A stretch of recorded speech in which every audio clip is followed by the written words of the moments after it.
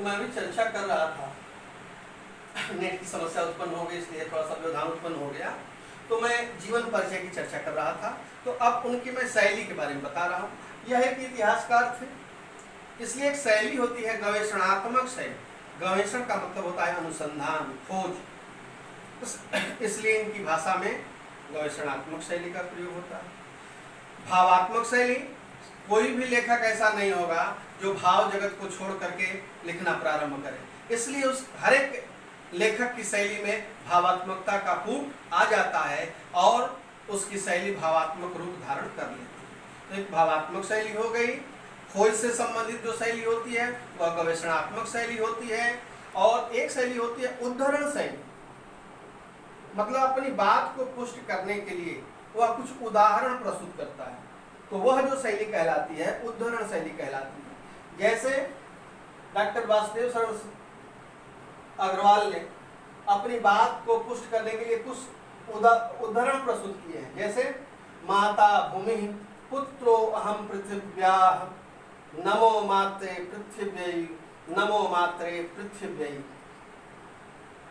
तो इस प्रकार से वो अपनी बात को सत्यता के साथ पाठक के सम्मुख, छात्रों के सम्मुख, जो अध्ययन करता है उनके सम्मुख प्रस्तुत करता है। तो इस प्रकार से यह तीसरा पॉइंट आपका बना, भाषा शैली। और अंत में आप लिखेंगे कंक्लूजन, इंग्लिश में वर्ड आता है, और उसको हम लिखते हैं निष्कर्ष। और हम इस प्रकार लिखते हैं कि इन समग्र विवेचनाओं के आधार पर, या इस प्रकार हम निष्कर्ष पर पहुंचते हैं इनके विवेचन के बाद कि हिंदी साहित्य के विकास में, उन्नयन में डॉक्टर वासुदेव शरण अग्रवाल का अद्वितीय योगदान है। और यह साहित्य के नक्षत्र के एक ऐसे चमकते हुए ध्रुव तारा हैं जिनके विचारों की, जिनके लेखन की आभा कभी मलिन नहीं हो सकते, और इनकी जो रचनाएं हैं वह हिंदी साहित्य के लिए अमृत तुल्य है, जिसका जितना भी हम रसपान करें वह हमें जीवन प्रदान करने वाली शक्ति प्रदान करती है। तो इस प्रकार से चार बिंदुओं को याद रखिएगा। इसके लिए जीवन परिचय के लिए पहला संक्षिप्त जीवन परिचय 5 से 10-15 पंक्तियों में, जिसकी मैं चर्चा कर चुका हूँ कि शिक्षा, जन्म स्थान, जनपद, प्रदेश, शिक्षा वगैरह वगैरह। यह पॉइंट खत्म हो, फिर रचनाएं, कई रचनाएं की हैं, ये 2-3 रचना, इनकी प्रमुख रचनाएं निम्नलिखित हैं, अंत में आदि लगा देंगे। तीसरी भाषा शैली संबंधी विशेषता, भाषा के बारे में बता देंगे, फिर शैली के बारे में बता देंगे, और अंत में उपसंहार के बारे में हम बताएंगे। और इस प्रकार से यह एक पाठ्यक्रम के अनुरूप, शैक्षिक पाठ्यक्रम के अनुरूप, प्रश्न पत्र के अनुरूप यह आपका जीवन परिचय का खाका तैयार हो गया। और मैं उदाहरण दे देता हूं कि कैसे आता है आपका प्रश्न पत्र। देखिए, ये पेपर है हमारा 2018 का, और हमारे पास 17 का भी पेपर है। संचित करके रखना पड़ता है ताकि बच्चों को रिवीजन के समय इसको प्रस्तुत कर दिया जाए, उनके अंदर उत्साह, उनके अंदर कॉन्फिडेंस, उनका आत्मबल टूटे नहीं, इस तरह का हम कोशिश करते हैं। तो देखिए, निम्नलिखित में से मैं पढ़ दे रहा हूँ, निम्नलिखित में से किसी एक लेखक का साहित्यिक परिचय देते हुए उनकी रचनाओं का उल्लेख कीजिए। 2 और 2 4 नंबर का ही क्वेश्चन प्रश्न आता है। और देखिए, संयोग से वासुदेव शरण अग्रवाल इसमें आ ही गए हैं, तो आप लिखेंगे तो एक तो साहित्यिक परिचय, जन्म स्थान दे देंगे, और केवल जन्म के बारे में लिखना लगेंगे, माता पिता और जन्म स्थान के बारे में लिखें तो अधिकतम आपको 2 ही नंबर मिलेगा। इसलिए रचनाएं और भाषा शैली भी लिखना अति आवश्यक है, क्योंकि यही उनका साहित्यिक परिचय हुआ या होता है, इसलिए इसको ध्यान देंगे। देखिए, ये आया है, और ये बहुत इंपॉर्टेंट पार्ट है आपका अध्याय, जिसका नाम है राष्ट्र का स्वरूप। ये हर साल, इस साल भी मूल्यांकन कर रहे थे हम लोग, तो इस साल भी इसका पैराग्राफ, इस गद्यावतरण राष्ट्र के स्वरूप का वासुदेव शरण अग्रवाल के द्वारा जो रचित है आया है। अब हम चलते हैं मुख्य बिंदु की तरफ। अब राष्ट्र के स्वरूप का हम अध्ययन करने जा रहे हैं। अब बता दें थोड़ा सा एक परिचय और कि पहले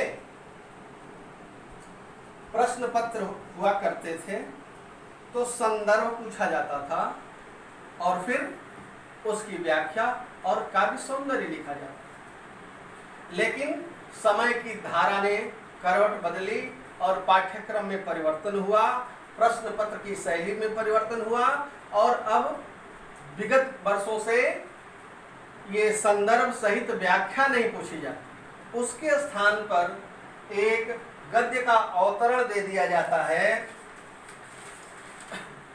गद्य का अवतरण दे दिया जाता है और उस पर से 5 प्रश्न पूछे जाते हैं। थोड़ी सी सरल सहजता से और सजगता से इन प्रश्नों का उत्तर हम बड़े ही आसानी से दे सकते हैं। ध्यान इस बात का रहे कि हम प्रश्नों के उत्तर का विस्तार बहुत न करें, क्योंकि उनके उत्तर आपको उसी गद्य अवतरण से देने होते हैं। तो छोटा छोटा लिखें, सारगर्भित लिखें, जो काम का है वही लिखें और यह 2-2 नंबर के 10 प्रश्न आपके लिए बहुत महत्वपूर्ण हैं। ये आपके डिवीजन को प्रभावित करते हैं और ये स्कोरिंग होते हैं। तो इस बात का ध्यान रखें कि अब व्याख्या नहीं आती है, लेकिन इसकी व्याख्या जब तक आप समझेंगे नहीं, इसका मूल तत्व जब तक आप समझेंगे नहीं, तब तक उन प्रश्नों का उत्तर नहीं दे सकेंगे। तो दिमाग में यह रखिए कि हमको व्याख्या अब नहीं आता है, बल्कि उस पर 5 प्रश्न आ जाते हैं। बच्चे गलती से देख लिए कि आ गया है तो संदर्भ और फिर व्याख्या लिख देते हैं। इस तरह की गलतियां मूल्यांकन के दौरान हमें देखने को मिलती हैं, तो इससे बचना है। उस पर 5 प्रश्न आते हैं। ठीक, तो अब हम आज डॉक्टर वासुदेव शरण अग्रवाल द्वारा रचित राष्ट्र का स्वरूप का अध्ययन करने जा रहे हैं। प्रिय छात्रों, लक्ष्मी यादव इंटर कॉलेज बलिया के 12वीं के छात्रों, आपके ग्रुप पर 2 वीडियो मैंने आपको पहले ही डाल दिया है, जो विषय विशेषज्ञों का है। उसका कारण यही है कि अभी जो क्लास 11 के बाद 12 में बच्चे गए हैं, उनके पास पाठ्य पुस्तक उपलब्ध नहीं है। तो उस वीडियो में जो विषय विशेषज्ञ हैं वह पाठ्य पुस्तक के साथ अपना वह प्रस्तुत कर रहे हैं, तो जिसको आपको समझने में सहायता मिलेगी। इसके अलावा आप व्यक्तिगत रूप से, मेरे फ़ोन नंबर आपको पता है, उस फोन करके अगर कोई समस्या हो तो उसका निराकरण आप हमसे स्वयं कर लेंगे। और मैं जो अध्याय पढ़ाऊंगा आपको, अगर जिसको आवश्यकता होगी हमें बताएगा, मैं उसकी फोटो कॉपी आपके द्वारा दिए गए व्हाट्सएप पर प्रेषित कर दूंगा। तो पहला शब्द है राष्ट्र का स्वरूप, डॉक्टर वासुदेव शरण अग्रवाल के द्वारा रचित है। अब मैं इस अध्याय की प्रारंभिक बिंदु से अपने अध्यापन की यात्रा शुरू करता हूं। डॉक्टर वासुदेव शरण अग्रवाल ने कहा है कि किसी भी राष्ट्र के निर्माण में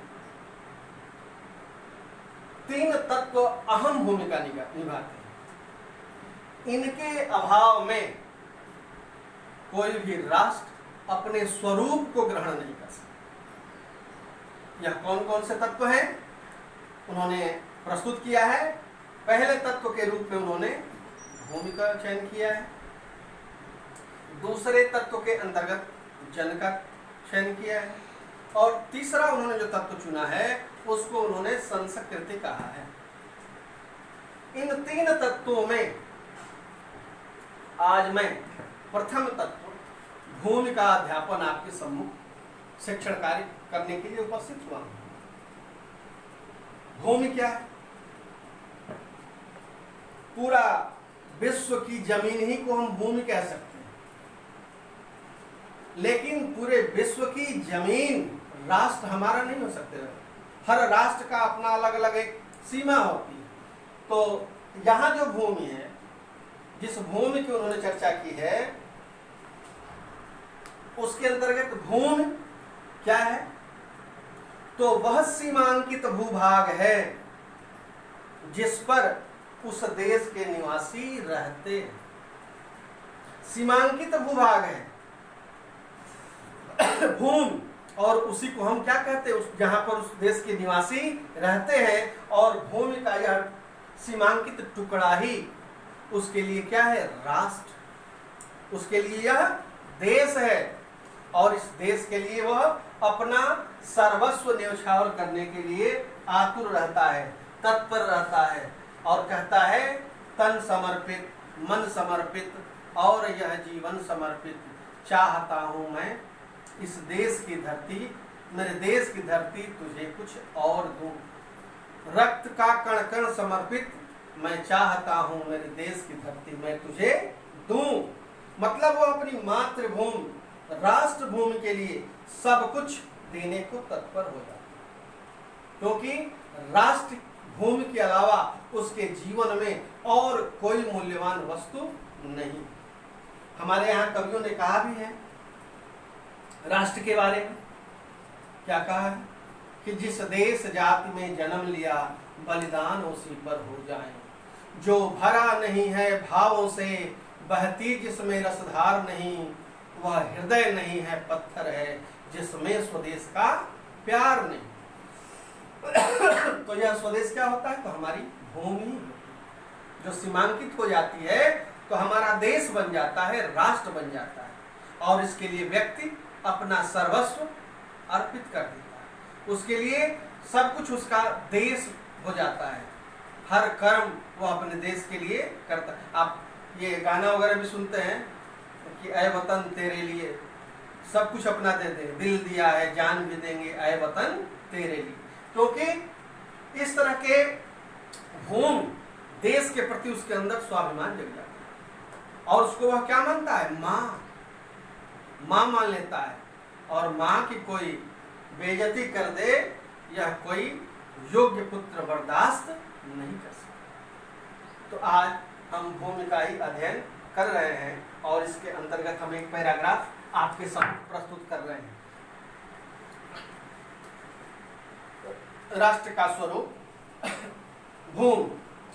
भूमि पर बसने वाला जन और जन की संस्कृति, इन तीनों के सम्मिलन से राष्ट्र का स्वरूप बनता है। भूमि का निर्माण देवों ने किया है, वह अनंत काल से उसके भौतिक रूप, सौंदर्य और समृद्धि के प्रति सचेत होना हमारा आवश्यक कर्तव्य है। भूमि के पार्थिव स्वरूप के प्रति हम जितने अधिक जागरूक होंगे उतनी ही हमारी राष्ट्रीयता बलौती हो सकेगी। यह पृथ्वी सच्चे अर्थों में समस्त राष्ट्रीय विचारधाराओं की जननी है। जो राष्ट्रीयता पृथ्वी के साथ नहीं जुड़ी वह निर्मूल होती है। राष्ट्रीयता की जड़ें पृथ्वी में जितनी गहरी होंगी उतना ही राष्ट्रीय भावों का अंकुर पल्लवित होगा। इसलिए पृथ्वी के भौतिक स्वरूप को आद्योपान जानकारी प्राप्त करना, उसकी सुंदरता, उपयोगिता और महिमा को पहचानना आवश्यक धर्म है। यहीं से इस अध्याय की शुरुआत कह रहा है। इस भूमि का निर्माण सामान्य मनुष्यों द्वारा नहीं किया गया है, असाधारण प्रतिभा के धनी देवों ने किया है, अनंत काल से किया है। इस भूमि का निर्माण किया है, वह अनंत काल से है, इन्फिनिटी कब से है यह पता नहीं, लेकिन एक तथ्य जो हमारे सम्मुख उपस्थित है कि इसका निर्माण देवताओं ने किया है। कह रहा है कि उसके भौतिक रूप, सौंदर्य, समृद्धि के प्रति सचेत होना हमारा आवश्यक कर्तव्य है। देखिए कह रहा है कि भूमि का क्या भौतिक स्वरूप। भौतिक स्वरूप क्या होता है? भौतिक स्वरूप जैसे पृथ्वी पर हम जो कुछ भी अपने आंखों से चराचर जगत में देखते हैं स्थूल रूप से नदी, नाले, पहाड़, पौधे, ये क्या है? इस भूमि पर हमारी नजरों के सामने दिखलाई देते हैं और यही क्या है? इस भूमि का भौतिक रूप है, सौंदर्य और समृद्धि। इस भूमि की सुंदरता बढ़े इसका भी ख्याल रखना चाहिए, क्योंकि कोई भी कुरूप वस्तु हमें आकर्षित नहीं करती, वो हमारे अंदर सम्मोहन पैदा नहीं करती, आकर्षण पैदा नहीं करती। और जब तक कोई आकर्षण पैदा न हो तब तक व्यक्ति कोई अध्ययन करने के लिए आगे की तरफ नहीं बढ़ता। तो इसलिए कह रहा है कि हे धराधाम पर निवास करने वाले निवासियों, तुम पृथ्वी का इतिहास जानना चाहते हो तो इतना जान लो कि यह अनंत काल से चली आ रही है और इसका निर्माण देवताओं के द्वारा किया गया है। और तुम्हारा यह दायित्व है कि यह पृथ्वी का जो भौतिक रूप, बाहरी रूप है, वह सुंदर न हो, सुंदरतम हो, और तुम्हारी भूमि क्या हो, समृद्धशाली हो, धन धान्य से परिपूर्ण हो। इसके लिए तुम्हारा भी कुछ कर्तव्य है। आगे इस बात को स्पष्ट किया जाएगा कि समृद्धशाली कैसे है, सौंदर्य कैसे है। भूमि के पार्थिव शरीर के प्रति हम जितने अधिक जागरूक होंगे उतनी ही हमारी राष्ट्रीयता बलौती हो सके। कह रहा है कि भूमि के बाहरी रूप, सौंदर्य को जितना ही अधिक हम मनोरम बनाएंगे, सुंदर बनाएंगे, सुंदर सुंदर खिलने वाले ये पुष्प क्या है, हमारे धराधाम का श्रृंगार है। और इस श्रृंगार को, पृथ्वी के इस श्रृंगार को जब हम देखते हैं तो हमारा मन सहज आकृष्ट हो जाता है, इस भूमि के प्रति लगाव पैदा हो जाता है। तो नित्य नए कलेवर से पृथ्वी का श्रृंगार होना चाहिए। जयशंकर प्रसाद की एक कविता है, आप शायद पढ़े होंगे, और नहीं तो ये इस आपके कामायनी सर्ग के अंतर्गत वह है, श्रद्धा, कामायनी महाकाव्य के श्रद्धा सर्ग के अंतर्गत वह प्रकृति का चित्रण है कि प्रकृति के यौवन का श्रृंगार करेंगे कभी न बासी फूल, मिलेंगे वे जाकर अतिशीघ्र, आह उत्सुक है उनकी धूल। कहा है कवि जयशंकर प्रसाद ने कि प्रकृति का श्रृंगार कभी भी मुरझाए, कुम्हिलाए फूलों से नहीं होता। उसका श्रृंगार तो हर समय ताजे और टटके फूलों से होता है, तब जाकर के पृथ्वी सुशोभित होती है। और जो मुरझा जाते हैं, जो फूल डाल से टूट जाते हैं, वह लोगों के पैरों के तले रौंद दिए जाते हैं और वह फूल धूल में मिल जाते हैं। इसलिए एक जागरूक नागरिक का यह दायित्व है कि वह पृथ्वी के भौतिक रूप, पार्थिव रूप, उसके बाहरी रूप का श्रृंगार करे, सुंदरतम बनाए। यह उसके कर्तव्य क्षेत्र के अंतर्गत आता है। पृथ्वी को सुंदर कैसे बना सकते हैं? तो तरह तरह के पुष्प लगा दें, इसका अध्ययन कर दें, इसके गर्भ में क्या छुपा है उसका अध्ययन सुनिश्चित करें, अनेक क्षेत्रों में हम कार्य कर सकें ताकि हमारी पृथ्वी, हमारा धराधाम क्या हो सके, मनोरम हो सके, या विश्व स्थल मनोरम बन सके, मनोरम क्रीड़ा स्थल बन सके। इसके लिए हमें अपने भूमि को संवारना होगा, बाहरी रूप को मनोहर बनाना ही होगा, सुंदर से सुंदरतम की तरफ उसको हमको ले जाना ही होगा। यह हमारा दायित्व है। समृद्धशाली बनाना भी हमारा दायित्व है। समृद्धशाली कैसे बनेगा?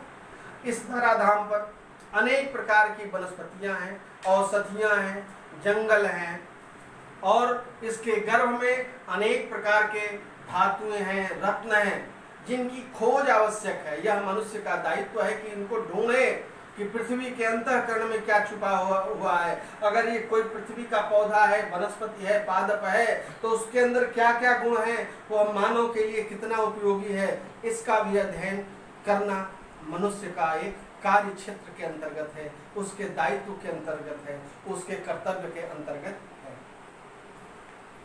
हमारी राष्ट्रीयता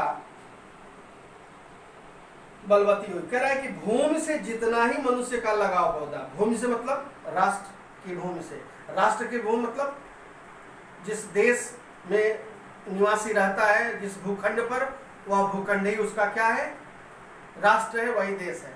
कह रहा है कि राष्ट्र से व्यक्ति का जितना ही, राष्ट्र की भूमि से जितना ही व्यक्ति लगाव रखेगा, उतना ही उसके अंदर देश प्रेम की भावना, राष्ट्र प्रेम की भावना बढ़ती जाएगी। क्योंकि जिसके हृदय में राष्ट्र के प्रति प्रेम नहीं, तो वह समझिए कि वह जीवन क्या है, बेकार है, निरर्थक है, किसी काम का नहीं। वह जवानी किसी काम की नहीं जो देश के काम न आ सके। तो व्यक्ति जितना ही भूमि से जुड़ेगा उसके अंदर उतनी ही राष्ट्रीय भावना, देश प्रेम की भावना उतनी ही अधिक विकसित होगी। देश से वह उतना ही वह प्रेम करेगा। कहा गया है ना कि मातृभूमि से बढ़कर के कोई बहुत पुण्य क्षेत्र है, जहां पर व्यक्ति अपने जीवन को विकसित करता है और उसकी रक्षा करते हुए अपने प्राणों की आहुति भी दे देता है, तो वह हमारी भूमि होगी। राष्ट्रीयता की जड़ें पृथ्वी में जितनी गहरी होगी उतने ही राष्ट्रीय भाव को अंकुर पल्लवित होगा। इसलिए पृथ्वी के भौतिक स्वरूप की आद्योपांत जानकारी प्राप्त करना कह रहा है। आपने देखा होगा, पौधा लगाते हैं, जिस पौधे की जड़ जितना ही अंदर तक जाती है वह पौधा उतनी ही मजबूती से खड़ा। तो लेखक यह धारणा है कि व्यक्ति के अंदर जब अपने राष्ट्र के प्रति जितना ही गहरा लगाव होगा उसकी राष्ट्रीय भावना उतनी ही अधिक पल्लवित होगी, उसके अंदर राष्ट्रीय भाव का अंकुरण उतना ही विशाल होगा, उसकी राष्ट्रीय भावना उतनी ही अधिक विकसित होगी, विस्तारित होगी।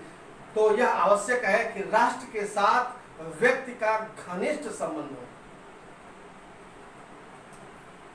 इसीलिए पृथ्वी के भौतिक स्वरूप, मैंने कहा भौतिक स्वरूप मैंने उसके बाहरी रूप रंग जो दिखाई देता है, आद्योपांत जानकारी प्राप्त कर। आद्योपांत शब्द आया, आद्योपांत का मतलब होता है जानते हैं, उसका हर एक अंगों का सूक्ष्म अध्ययन।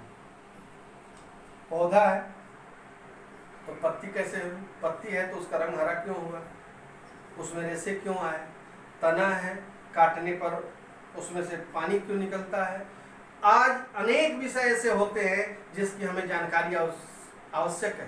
तो कह रहा है कि अपने देश के बाहरी रूप की, बाहरी सौंदर्य की हमें सूक्ष्म से सूक्ष्म अध्ययन प्रस्तुत करना चाहिए, तभी हम किसी के बारे में सर्वांगीण विकास की जानकारी दे पाएंगे और राष्ट्र को एक गौरवशाली, एक समुन्नत राष्ट्र हम बना सकते हैं।